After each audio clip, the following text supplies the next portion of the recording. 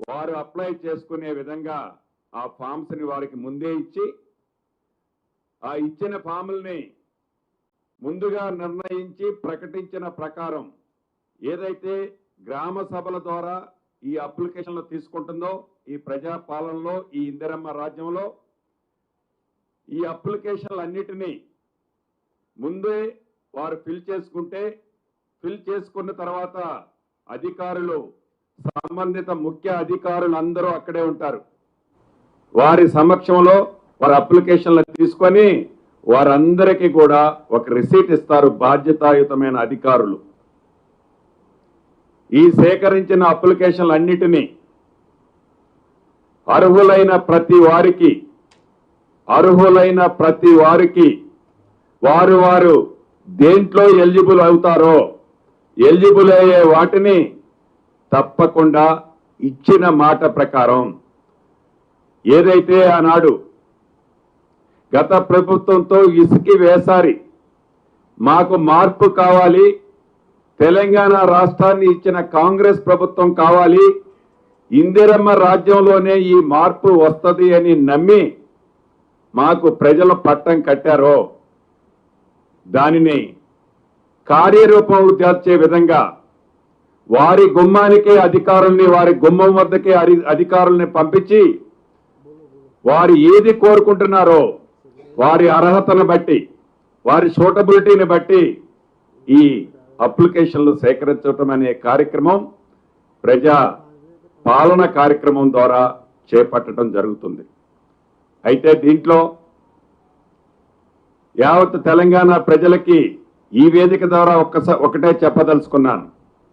ఏదో తక్కువ టైమే ఉంది, ఉదయం 8 నుంచి 12 వరకు అంటే ఏదైనా పెద్ద పంచాయతీల్లో అప్లికేషన్లు ఇవ్వడానికి నేను ఇవ్వలేకపోతే నేను ఈ ప్రోగ్రాం ఎక్కడ మిస్ అవుతానో అనే ఆందోళన చెందవలసిన అవసరం ఏ ఒక్కరూ లేదు. గత ప్రభుత్వం ఏదైతే ఇళ్ళు ఇస్తున్నామని చెప్పి వెబ్సైట్లో కేవలం 2 రోజులే ఓపెన్ చేసి తర్వాత ఆ వెబ్సైట్ని క్లోజ్ చేసి ఆల్రెడీ మాకు వచ్చిన అప్లికేషన్లే ఎక్కువ ఉన్నాయి, మేము మళ్ళీ వెబ్సైట్ను ఓపెన్ చేయమని ఏదో ఒక సాకు చూపించి తప్పించుకుందో గత ప్రభుత్వం. ఈ ప్రభుత్వం అలా కాకుండా మీకు ఇచ్చిన టైంలో మీరు అప్లికేషన్ ఇవ్వలేకపోయినా రద్దీ ఎక్కువగా ఉన్నా మీరేమీ టెన్షన్ పడక్కర్లేదు.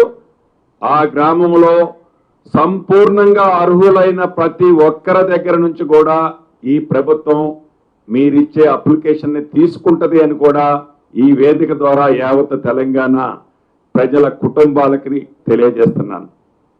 అంతేకాదు అనేకమైన ముఖ్యమైన ఎలా చేయాలి, దీంట్లో వచ్చే సాధక బాధకులు ఏంటి, మహిళలు పెద్ద ఎత్తున వస్తారు, అనేక మంది దళిత గిరిజన మైనారిటీ బీసీ అనేక సంఘాలు అంటే గ్రామాల్లో వాళ్ళ కష్టాల్లో ఉన్నవారు వస్తారు.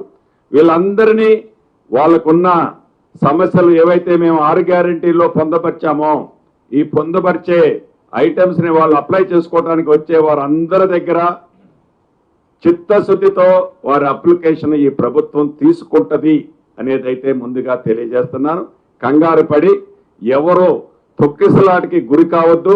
అదే రకంగా ప్రభుత్వంకి ముఖ్యమంత్రి గారు ఇందాక చాలా స్పష్టంగా చెప్పారు, కావాల్సిన నిధులు కూడా ఈ కార్యక్రమానికి కావాల్సిన నిధులు కూడా రిలీజ్ చేశారు. రిలీజ్ చేయడమే కాదు, అక్కడికి వచ్చిన ప్రజల కోసం మహిళల కోసం ఎండలో ఉండొద్దు, తాగటానికి మంచినీరు ఇవ్వాలి, వైద్య సదుపాయాలు కూడా అక్కడ ఏర్పాటు చేసి పెట్టుకోండి, అన్ని డిపార్ట్మెంట్లనే పిలుచుకోండి, వారికి కావలసిన వసతులతో అన్నిటినీ ఏ ఒక్క ప్రజలకి కుటుంబానికి ఇబ్బంది కలగకుండా ఉండే విధంగా ఈ అప్లికేషన్లు సేకరించాలని గౌరవ ముఖ్యమంత్రి గారు మంత్రులు అందరం కూడా సూచించడం జరిగింది. అదేవిధంగా కలెక్టర్లు కూడా వారికి అనుభవాలను బట్టి ఎస్పీలు కలెక్టర్లు కూడా చాలా వివరంగా అందరు కలెక్టర్లతో అందరు ఎస్పీలతో వారి ఆలోచనలు వారు ప్రజలకు ఏ రకంగా సేవ చేయాలి ఈ ప్రభుత్వం అనేది ఈ అధికారులకు స్పష్టంగా ముఖ్యమంత్రి గారు వివరించడం జరిగింది. గత ప్రభుత్వంలో లాగా కాకుండా గత ప్రభుత్వంలో ఎలా ఉండేదంటే కలెక్టర్ల కాన్ఫరెన్స్ ఎస్పీల కాన్ఫరెన్స్ అంటే వన్ సైడ్ బ్యాటింగే, ముఖ్యమంత్రి గారు చెప్పింది ఆ అధికారులు ఇనిపోవటమే ఉండేది. కానీ ఈరోజు సమావేశంలో అలా లేదు. స్టార్ట్ అవటమే చాలా స్పష్టంగా చెప్పాం. గత ప్రభుత్వం లాగా మీ మనసులోది మనసులోనే పెట్టుకోవద్దు. ప్రజల అభిప్రాయాలు, ప్రజల ఆలోచనలు మీకు ఏవైతే మీ మైండ్లో ఉన్నాయో, ప్రజలకి మంచి ఏది చేస్తే జరుగుతుందో నిర్ణయాలు మేము తీసుకుంటాం ప్రభుత్వ పక్షాన.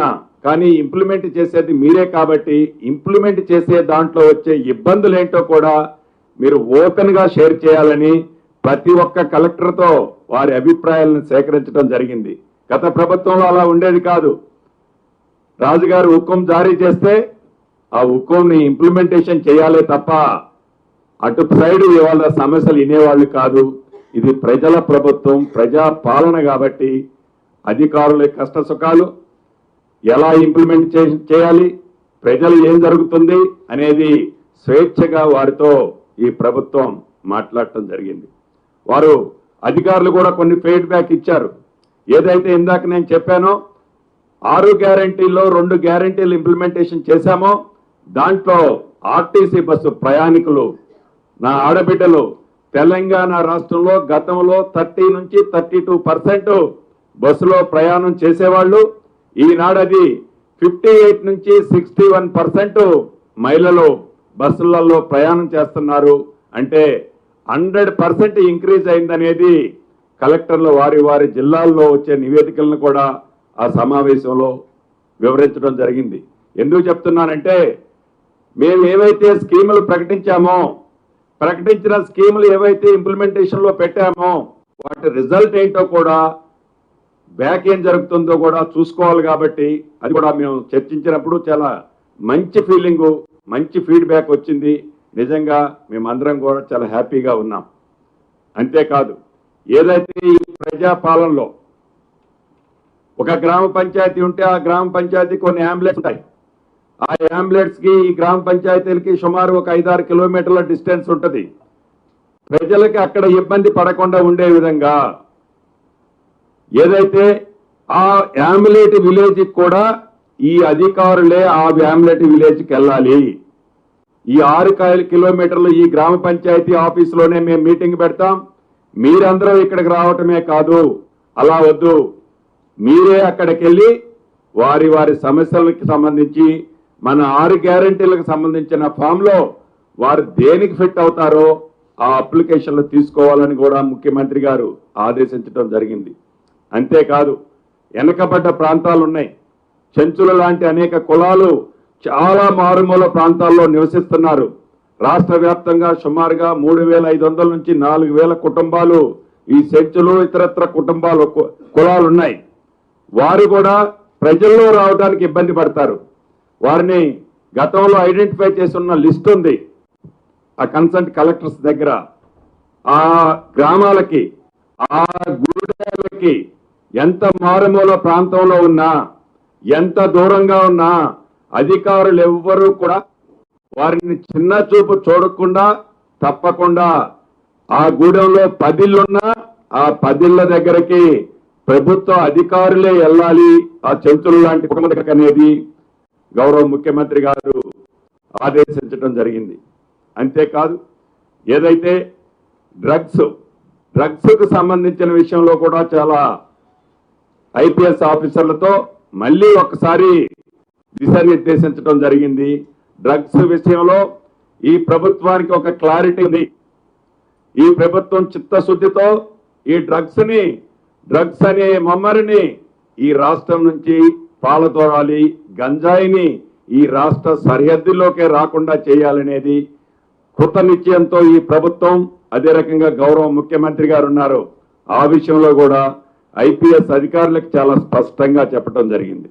ఇలా అనేక అంశాలని, అనేక కార్యక్రమాలని ఈరోజు కలెక్టర్లు, ఎస్పీల సమావేశంలో చర్చించడం జరిగింది. చివరగా ఒక్కటే మీకు చెప్పదలుచుకున్నాను. ముఖ్యమంత్రి గారు కానీ, కేబినెట్ మంత్రులం కానీ మేము కోరుకునేది ఒక్కటే. ఏ నమ్మకంతో, ఏ ఆలోచనతో ఈ తెలంగాణ ప్రజలు కాంగ్రెస్ పార్టీని ఇందిరమ్మ రాజ్యం రావాలని కోరుకొని తీసుకొచ్చుకున్నారో ప్రజా పరిపాలన కావాలని కోరుకున్నారో ప్రజా పరిపాలనని ఈనాడు చిత్తశుద్ధితో మనం ఇవ్వాల్సిన అవసరం ఉంది. కాబట్టి ఈ ప్రభుత్వానికి కళ్ళు చెవులు మీ ఐఏఎస్ ఐపీఎస్ అధికారులే దీన్ని గత ప్రభుత్వంలో చేసినట్లు కాకుండా చిత్తశుద్ధితో మీరు ప్రజలకి మంచి చేసే కార్యక్రమాన్ని చేపట్టాలని దిశానిర్దేశించడం జరిగింది ముఖ్యమంత్రి గారు. అంతేకాకుండా ఇంకా అనేక చర్చలు, అంటే ఈ 6 గ్యారంటీ స్కీమ్స్ తో పాటు ధరణి భూమికి సంబంధించిన విషయాల్లో ధరణి సబ్జెక్టు కూడా చాలా స్పష్టంగా మాట్లాడాం. ఆనాడు ఎలక్షన్ క్యాంపెయిన్లో ఎన్నికల సందర్భంగా కాంగ్రెస్ పార్టీకి ఒక క్లారిటీ ఉంది. ఈ ధరణి అనే ఈ పోర్టల్ ద్వారా, ఈ స్కీమ్ ద్వారా తెలంగాణ ప్రజలు, మారుమూల ప్రాంతాల్లో ఉండే ప్రజలు, సిటీలో ఉండే ప్రజలు ప్రతి ఒక్కరూ ఇబ్బంది పడుతున్నారు. ఈ ధరణి పోర్టల్ని అడ్డం పెట్టుకొని ఆనాడు ఉన్న ప్రభుత్వంలో ఉన్న పెద్దలు, వారి తొత్తులు ఏదైతే వేలాది ఎకరాలు ప్రభుత్వ భూములు కబ్జాలు చేసి వాటిని రెగ్యులైజేషన్ చేసుకున్నారు, కొన్ని ఇంకా చేయించుకోవడానికి సర్క్యులేషన్ లో ఉన్న ఫైల్స్ కొన్ని ఉన్నాయి. వాటన్నిటి మీద ఈ ప్రభుత్వం వచ్చిన మరుక్షణమే గౌరవ ముఖ్యమంత్రి గారు అధికారులకి గతంలోనే ఆదేశించారు. మళ్ళీ ఇప్పుడు కూడా చెప్పాం. ఆ చెప్పిన సారాంశం ఏంటంటే అనేక వేదికల మీద ధరణిని ప్రక్షాళన చేస్తాం, ధరణిలో ఉన్న తప్పులను సరిదిద్దుతాం, ధరణిని సామాన్య ప్రజలకి అందుబాటులో తెచ్చి వారి కష్టార్జితమైన, వారి కష్టంతో సంపాదించుకున్న ఆస్తులు వారికి ఇబ్బంది కలగకుండా ఉండే విధంగా, అదే రకంగా ప్రభుత్వ ఆస్తులను కూడా ఆనాటి ప్రభుత్వం ఎలా దోచుకుందో ఆ దోచుకునే కార్యక్రమాన్ని తిరిగి రాబట్టి ప్రజలకు పంచే విధంగా మేము మీకు చేస్తామని ఎన్నికల వాగ్దానం చేసింది కాంగ్రెస్ పార్టీ. ఈ వాగ్దానానికి కౌంటర్ గా ఆనాడు అధికారంలో ఉన్న ప్రభుత్వం, ఆనాటి ముఖ్యమంత్రి కాంగ్రెస్ వాళ్ళట ఈ ధరణిని తీసుకెళ్లి బంగాళాఖాతంలో వేస్తారట. మరి మీరు కాంగ్రెస్ పార్టీని ఎత్తుకెళ్లి బంగాళాఖాతంలో వేస్తారు కదా అని ప్రజల్ని రెచ్చగొట్టే విధంగా ఆనాటి ముఖ్యమంత్రి అనేక సభల్లో మాట్లాడారు. కానీ ప్రజలు కాంగ్రెస్ పార్టీని బంగాళాఖాతంలో వేయలే. ఎవరైతే కాంగ్రెస్ పార్టీని బంగాళాఖాతంలో వేయాలని ప్రవోక్ చేశారో, ఎవరైతే కాంగ్రెస్ పార్టీని అవాక్కులు చువాక్కులు ఆ పార్టీ మీద పేలారో, ఎవరైతే అధికారం ఉంది నేను ఏది చెప్పినా చెల్లుబాటు అవుతుందని ఆనాడు ఎర్రవీకారో వారిని ఎత్తుకెళ్లి బంగాళాఖాతంలో ప్రజలు వేశారు. కాంగ్రెస్ పార్టీని ఇందిరమ్మ రాజ్యం రావాలని కాంగ్రెస్ పార్టీని ప్రజలు దీవించారు. అంటే ప్రజలు చాలా క్లారిటీగా ఉన్నారు. వారి ఆశలు, ఆశయాలు, వారి మనసులో ఉన్న పరిపాలన మనం ఇవ్వాల్సిన బాధ్యత ఇలా ఉంది అని ఈరోజు కలెక్టర్ల విషయంలో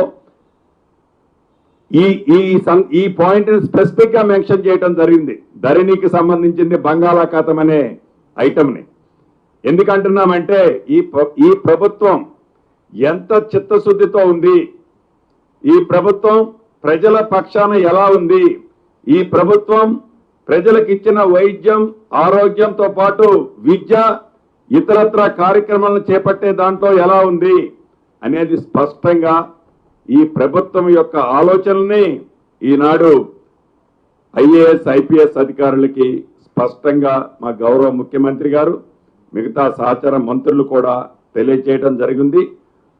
ఈరోజు ఏదైతే ఈ సమావేశం ఉందో ఐ ఫీల్ ఆల్ ఆఫీసర్స్ కూడా ఇటువంటి ముఖ్యమంత్రి గారి కాన్ఫరెన్స్ లో ఇంత కంఫర్ట్ గా మాట్లాడగలుగుతామేమో అని వాళ్ళు అనుకొని ఉండుండరు. కానీ ఇవాళ వాళ్ళు చూసిన తర్వాత ఈ ప్రభుత్వం ఎంత ఫ్రెండ్లీ ప్రభుత్వం, ఈ ప్రభుత్వం ప్రజల పక్షాన ఎలా ఉంది, ఈ ప్రభుత్వం ప్రజల కోసం ఏం చేయాలనుకుంటుంది, ఈ ప్రభుత్వం యొక్క ఆలోచన ఈనాడు ఉన్నతాధికారులందరూ చాలా స్పష్టంగా అర్థం చేసుకున్నారని మనస్ఫూర్తిగా నేను అనుకుంటున్నాను.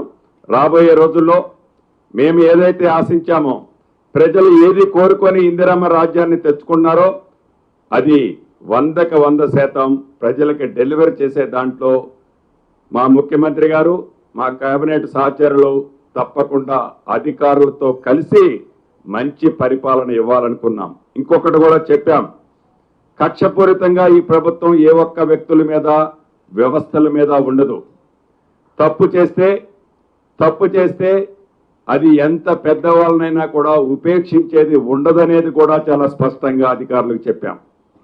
తప్పు చేస్తే అది ఎవరైనా కానీ ఎంత పెద్దవారినైనా ఉపేక్షించేది ఉండదు.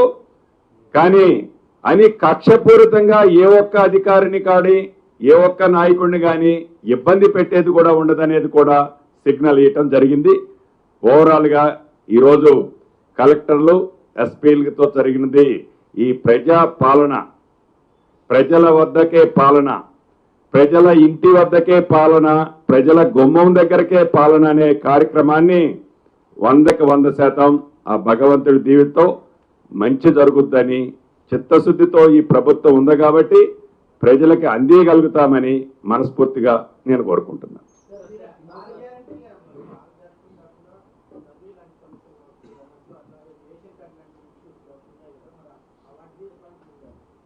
డెఫినెట్ గా ఈ 6 గ్యారెంటీ